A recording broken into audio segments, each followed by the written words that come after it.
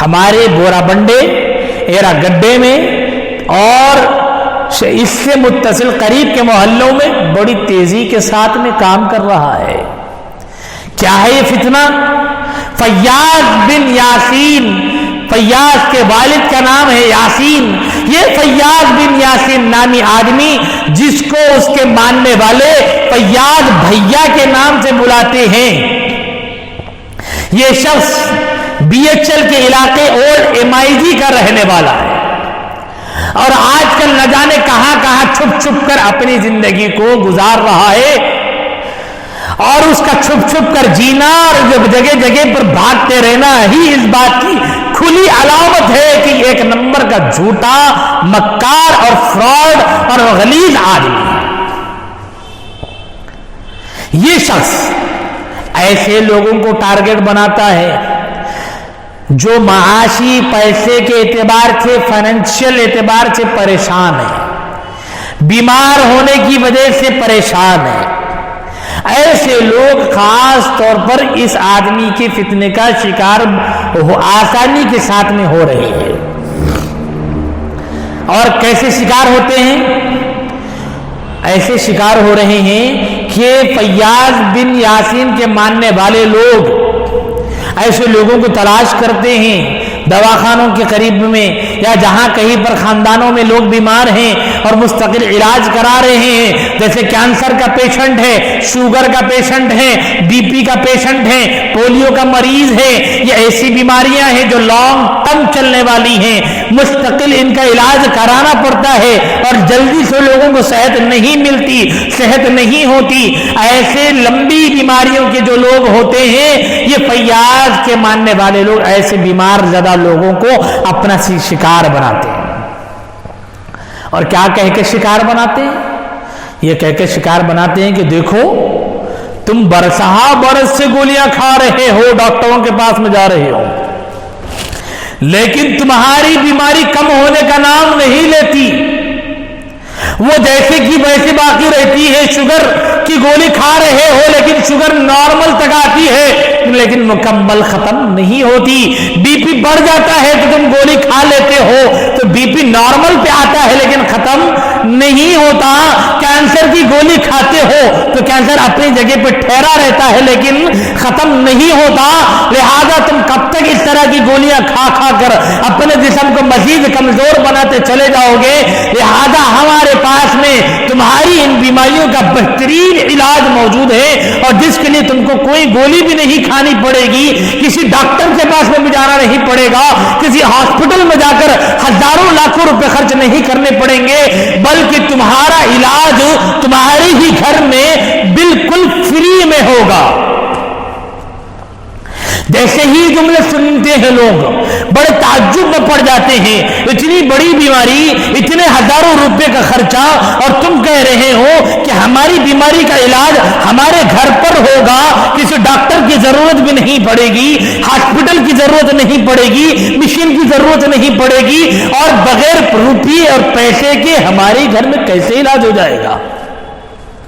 تو اب وہ لوگ اس کو سمجھاتے ہیں کہ اللہ پر بھروسہ کرنا اصل علاج ہے۔ قرآن اللہ کی کتاب ہے، قرآن میں اللہ کہتے ہیں شفا ہے، تو ہمارا اور تمہارا علاج اللہ کے قرآن سے، اللہ کے یقین کے ساتھ میں ہو جائے گا۔ لیکن آدمی کی پہلی ملاقات ہوتی ہے تو برے مکمل طور پر وہ اطمینان میں نہیں آتا ہے، تو اس کو کہہ دیتے ہیں کہ فلاں گھر کے اندر، ایرا گڈے کے فلاں آدمی کے گھر میں، بورا بنڈے کے فلاں آدمی کے گھر میں، سعید آباد کے فلاں گھر کے اندر وہاں ہماری میٹنگ جمائی جا رہی ہے، آپ ایک مرتبہ آئیے، اس میٹنگ کو اٹینڈ کریے، آپ کو خود بخود اندازہ ہو جائے گا۔ اس طریقے سے وہ پریشان اور بیمار لوگوں سے ملاقات کر کے اس طرح کی گفتگو کرتے ہوئے اس آدمی کو، اس عورت کو اپنی میٹنگ میں گھر پر بلاتے ہیں۔ اور جب میٹنگ جمتی ہے تو کیا ہوتا ہے، اس میٹنگ کے اندر ایک لائن میں وہ لوگ ہوتے ہیں جو اس فیلڈ سے جڑے ہوئے پرانے لوگ ہوتے ہیں جن کو سینئر کہا جاتا ہے، اور ایک طرف وہ لوگ بیٹھے ہوتے ہیں جو بالکل نئے ہوتے ہیں اور پہلی بار ان کی میٹنگ کو اٹینڈ کرتے ہیں۔ اور جو نئے آنے والے لوگ ہیں اس کے اندر کوئی کینسر کے پیشنٹ ہوگا، کوئی قرضدار آدمی ہوگا، کوئی پولیو کے پیشنٹ کا آدمی ہوگا، کوئی ذہنی طور پر پریشان آدمی ہوگا. ایسے 4 نئے قسم کے مریض اور 4 نئے قسم کے پریشان لوگ ہوں گے. تو ان کے مقابلے میں 5-6 ایسے آدمی ہوں گے جو سینئر ہوں گے، جو پہلے سے اسی کیٹیگری میں اپنی زندگیوں کو گزار رہے ہیں. کینسر کے پیشنٹ کے مقابلے میں کینسر کا پرانا پیشنٹ سینئر ہوگا. بی پی کے پیشنٹ کے مقابلے میں، نئے کے مقابلے میں پرانا بی پی کا پیشنٹ سینئر ہوگا. تو یہ پہلے سینئر جو لوگ ہوں گے، آنے والے نئے ان کے سامنے اپنی کارگزاری رپورٹ سناتے ہیں کہ میں 10 سال سے شوگر کا پیشنٹ تھا، کئی گولیاں کھا رہا تھا، کئی گولیاں کھا رہی تھی، لیکن مجھے شفا نہیں مل رہی تھی. جب گولی کھاتی تو میری شوگر نارمل رہتی تھی، جب گولی کھاتی تو کینسر برابری پر رک جاتا تھا، لیکن مکمل طور پر ختم نہیں ہوتا تھا. پھر اس کے بعد میں ہم نے فیاض بھیا کے عمل سے ہم جڑے تو ہم کو صحت ہو گئی. کوئی کہتا ہے کہ جب میں فیاض بھیا کے عمل سے جڑا تو میری پریشانیاں ختم ہو گئی اور میرا قرضہ ختم ہو گیا. اس طریقے سے پرانے لوگ اپنی اپنی کارگزاری رپورٹ رکھتے ہیں. تو یہ آنے والے نئے لوگ جب اس کیٹیگری ان کی باتوں کو سنتے ہیں تو ان کو بھی ایک جوش آ جاتا ہے کہ ہمارے بھی مسئلے حل ہو سکتے ہیں. تو یہ نئے آنے والے لوگ ان کی باتوں سے متاثر ہو کر فیاض کے عمل کو پوچھتے ہیں کہ کیا عمل کرنا ہوگا. تو اس کے بعد میں وہ سینئر کا جو لیڈر ہوگا وہ ان کو بتائے گا کہ اب آپ کا عمل یہ ہے، آپ ذرا توجہ سے میری اس بات کو سنیے. وہ ان کو سناتے ہیں کہ اب تم کو 5 وقت کی نماز پڑھنا ضروری ہوگا، اور رات کو سونے سے پہلے دن میں 2 مرتبہ صلاۃ التسبیح کی نماز پڑھنی ہوگی، اور روزانہ سورہ کہف کا سننا ضروری ہوگا، اور روزانہ سونے سے پہلے تم کو تبارک الذی سورہ ملک کا سننا ضروری ہوگا، اور جب صبح ہوگی فجر کا وقت ہوگا فجر پڑھنے کے بعد میں سورہ یاسین کا سننا لازماً ہوگا. اس کے بعد میں تیسرا چوتھا کلمہ اور سید الاستغفار پڑھنا بھی ضروری ہوگا. اب آپ عورتیں، میری مائیں اور بہنیں، میں آپ سے پوچھنا چاہتا ہوں کہ فیاض کے یہ ماننے والے یہ جو چیزیں ان لوگوں کو پڑھنے اور سننے کے لیے بتا رہے ہیں، کیا یہ قرآن اور حدیث کے خلاف ہے؟ نہیں ہے. یہ تو وہ باتیں ہیں جو اللہ کے نبی نے بتلائی ہیں. علماء اپنے مجلسوں میں بیانات میں بتاتے ہیں، لیکن اس سے ہم کو کوئی اختلاف نہیں ہے کہ قرآن پڑھی جائیں، نماز پڑھی جائیں، صلاۃ تسبیح ادا کی جائیں، کلمے پڑھے جائیں، اللہ کا ذکر کیا جائے. لیکن اس کے ساتھ ہی ساتھ فیاض کے ماننے والے لوگ جہاں یہ پڑھنے اور سننے کی بات کرتے ہیں تو ساتھ میں یہ بھی کہتے ہیں کہ تم کو فیاض بھیا کی ریکارڈنگوں کو سننا ہوگا، تبھی تمہارے جسم کی کیفیتیں بدلیں گی اور تم کو صحت ملے گی، تمہاری پریشانیاں دور ہوں گی. تو وہ فیاض کی ریکارڈنگیں ہیں. وہ ریکارڈنگ کیا ہے؟ فیاض کی ان ریکارڈنگوں کے اندر فیاض نے اپنے سے بات کرنے والے پیشنٹس کے ساتھ میں گفتگو کی ہے، پریشان حال لوگوں سے بات چیت کی ہے، مقروض لوگوں سے بات چیت کی ہے. وہ ریکارڈنگ کو یہ لوگ واٹس ایپ اور ٹیلی گرام کے ذریعے سے اس نئے جڑنے والے آدمی کو دے دیتے ہیں اور یہ کہتے ہیں کہ یہ قرآن پڑھنے اور سننے اور کوئی کلمے پڑھنے اور سننے کے ساتھ ساتھ شام کے اعمال قرآن کے الگ ہے، شام کے اعمال نماز کے الگ ہے، فجر کے بعد کے اعمال پڑھنے کے الگ، سننے کے الگ ہے. تو اس کو وہ سننے کے بعد سے صبح سے لے کر شام تک کا جو وقت ہوگا اپنے کانوں میں ہیڈ فون لگا کر فیاض بھیا کی جن لوگوں سے ان کی گفتگو کی ریکارڈنگیں ہیں وہ آپ کو سننا ضروری ہوگا. یہ کہتے ہیں وہ لوگ. اس کے بغیر شفا نہیں ہو سکتی یہ بتاتے ہیں، اس کے بغیر حالات درست نہیں ہوں گے یہ بتاتے ہیں. میرے عزیز ماں اور بہنوں، یہی وہ نقطہ اور پوائنٹ ہے جو سمجھنے کا ہے. اگر قرآن کا مسئلہ ہوتا تو کوئی اختلاف نہ تھا، کلمہ پڑھنے کا مسئلہ ہے کوئی اختلاف نہیں ہے، نماز پڑھنے کا مسئلہ ہے کوئی اختلاف نہیں ہے، ذکر کرنے کا مسئلہ ہے کوئی اختلاف نہیں ہے. لیکن یہ فیاض کے ماننے والے لوگ ان تمام چیزوں چیزوں کے ساتھ میں کہتے ہیں کہ فیاض کی آڈیو ریکارڈنگوں کو سننا ضروری ہے۔ علماء کرام نے فیاض کی ان آڈیو ریکارڈنگوں کو جب سنا تو اس کے اندر ایسی ایسی باتیں سامنے آئی جو اسلام کی اور نبی کی تعلیمات کے خلاف ہے۔ جیسے فیاض ایک عورت سے بات کر رہا ہے فون پر، اس کی ریکارڈنگ ہے اور وہ ریکارڈنگ تمام لوگوں کو یہ لوگ بھیجتے ہیں۔ جب علماء کرام نے ختم نبوت کے ذمہ داروں نے اس آڈیو ریکارڈنگ کو سنا تو اس آڈیو ریکارڈنگ میں فیاض صاف طور پہ کہہ رہا ہے کہ میری پیروی کرنا اللہ کی پیروی کرنا دونوں ایک ہے۔ میری پیروی کرنا اللہ کی پیروی کرنا دونوں ایک ہے۔ اب آپ بتائیے، ایک طرف قرآن مجید میں اللہ پاک کی فرماتے ہیں من یطع الرسول فقد اطاع اللہ، جس نے محمد الرسول اللہ کی پیروی کی اس نے اللہ کی پیروی کی۔ اس آیت کے بالکل خلاف میں فیاض یہ کہہ رہا ہے کہ فیاض کی پیروی کرنا اللہ کی پیروی کرنا دونوں ایک ہے۔ اب آپ مجھے بتائیے، اس طرح کی بات کہنے والا کیا مسلمان ہو سکتا ہے؟ اور کیا اس کی بات کو کرنے والے کی بات کو ماننا، اس کی بات کو لوگوں کو سنانا، کیا یہ لوگ بھی مسلمان ہو سکتے ہیں؟ بلا شبہ نہ وہ مسلمان ہیں نہ اس کی بات کو پہنچانے والے مسلمان ہو سکتے ہیں۔ اتنی سی بات کا مان کہہ دینا، اتنے سے آدمی اسلام سے نکل جاتا ہے۔ آج اس کے ماننے والے ہمارے اپنے محلے ایرا گڈے اور بورا بنڈے میں موجود ہیں اور ریکارڈنگوں کو سن رہے ہیں اور لوگوں کو بھی فارورڈ کر رہے ہیں۔ اسی ریکارڈنگ کو وہ عورت سے بات چیت کرتے ہوئے فیاض یہ بھی کہہ رہا ہے کہ تم نے اللہ کی طرف سے بھیجے گئے ایک پیغمبر کو جھٹلایا ہے۔ اپنے آپ کے لیے پیغمبر کے لفظ کا استعمال یہ فیاض نام کا آدمی کر رہا ہے۔ آپ بتائیے، کیا ایسا آدمی مسلمان ہو سکتا ہے؟ کیا اس کے پاس میں علاج کرانا صحیح ہوگا؟ کیا اس کی باتوں کو مان کر اس کے بتائے ہوئے طریقے پر چلنا کیا اسلام پر عمل کرنا کہلایا جائے گا؟ نہیں کہلایا جائے گا۔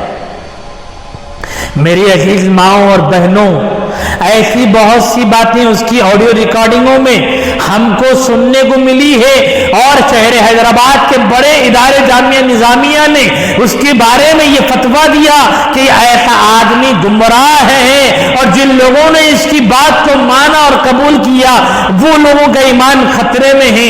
پھر سے ان کو اسلام کو قبول کرنا پڑے گا۔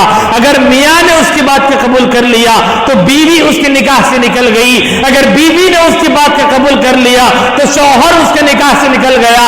اگر اب بیوی اور شوہر نے توبہ کر لی ہے تو پھر سے اثر نو دونوں کا نکاح آپس میں کرانا پڑے گا، اس کے بغیر یہ دونوں آپس میں نہیں مل سکتے۔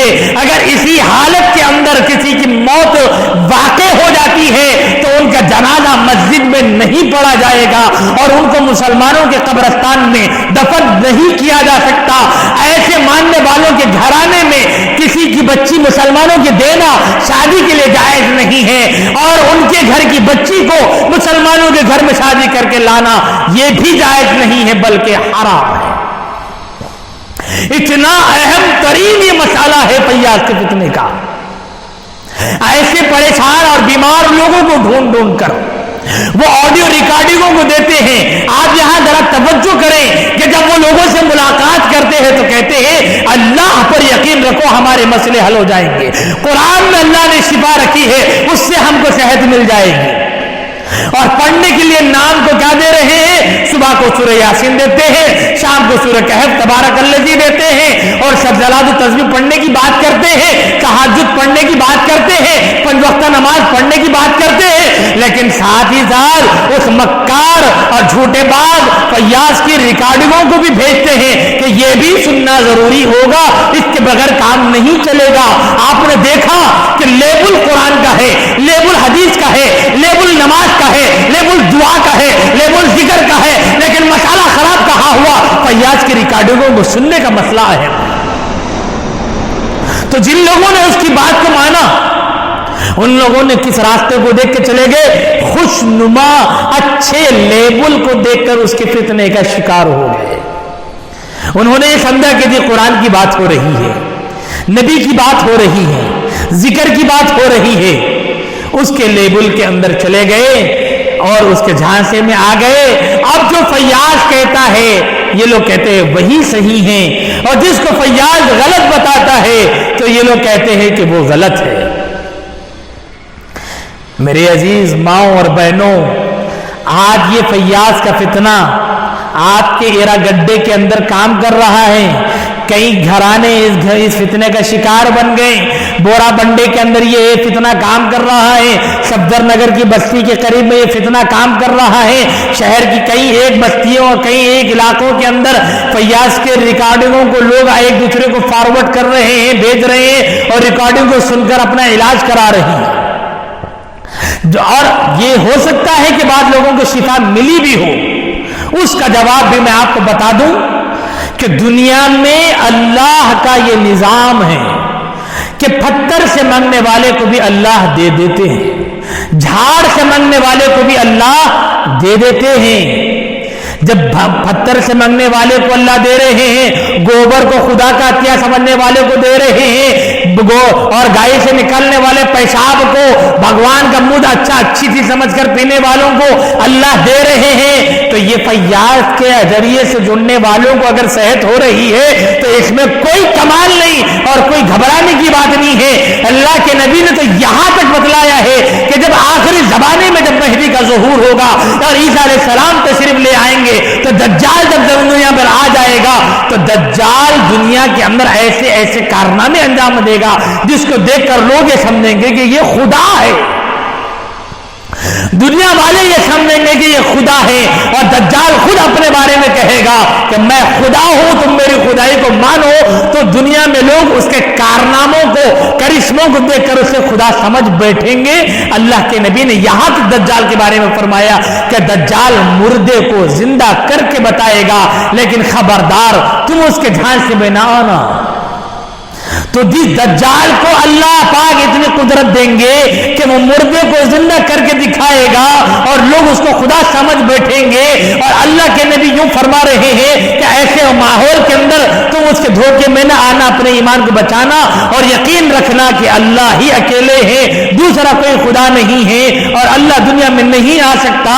تو اگر آج فیاض کے ماننے والوں کو اگر اس کے ماننے کی وجہ سے ان کے مسائل اگر حل ہو رہے ہیں، پریشانیاں دور ہو رہی ہے، بیماریوں سے صحت مل رہی ہے، تو یاد رکھ لیجئے یہ اللہ کا نظام ہے۔